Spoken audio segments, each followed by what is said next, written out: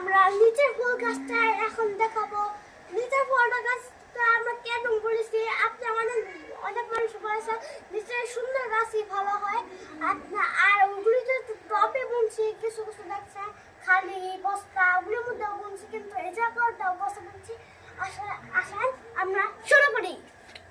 এই যে হলো একটা খালি বস্তা, এটার মধ্যে একটা জিনিস বুনবো যেটা আমরা আনি নাই। এখন এটা স্টার্ট। এটা একটা গোলাপ গাছ ছিল, যেটা আমরা উপরে বুনছিলাম। এটা মরে মরে মরার মতো হয়ে গেছিল, আমরা নিচে বুনে রিভাইভ করছি এই গাছটাকে। আর এটা হলো একটা গেন্দা গাছ, যেটা অনেক সুন্দর গেন্দা হয়। এটা বড় বড় গেন্দা হয় যেরকম এরকম। আর এটা হলো একটা এটা একটা অনেক আত্মা দেবল বলবো জানি গাছ এখানে এটা হলো একটা মনে হচ্ছে না, এটা বাদ দিন। এটা না হলো একটা সূর্যমুখী, সূর্যমুখী। এটা আমরা আরেকটা হলো, এটা হলো রংধনু ফুল গাছ, যেটা অনেক ফুল আছে।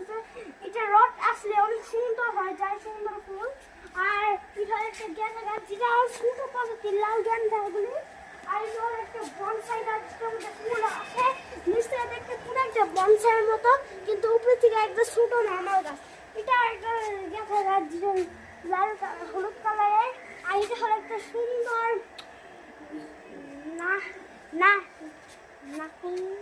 নাকল ফুল গাছ, যেটা ফুটলে নাকের মতো হয়ে যায়। আর এটাও একটা রঙ ফুল গাছ, যেটা খয়েরি কালার হয়। এখন তো লাল দেখা যাইতেছে, এখন যদি একটু সূর্যের আলো পড়ে এটা খয়েরি কালার হয়ে যায়। আর এটা সবচেয়ে ছোট আমাদের রঙ ফুল গাছ, যেটায় আমার বোন অনেক আকাম করেছে। এটা ফুল ছিঁড়ে ফুল মাথায় দিয়ে আবার ফিটকা দিছে। তারপর উড়ে মায়ের কাছ থেকে অনেক মায়ের পেয়েছে, তার জন্য আমি এই পুরোটা বলছি না। আমাদের জার্নি এদিক থেকে শুরু হলো, এদিক কম গাছ ছিল, তার জন্য আসসালামু আলাইকুম, বাই বাই, শেষ।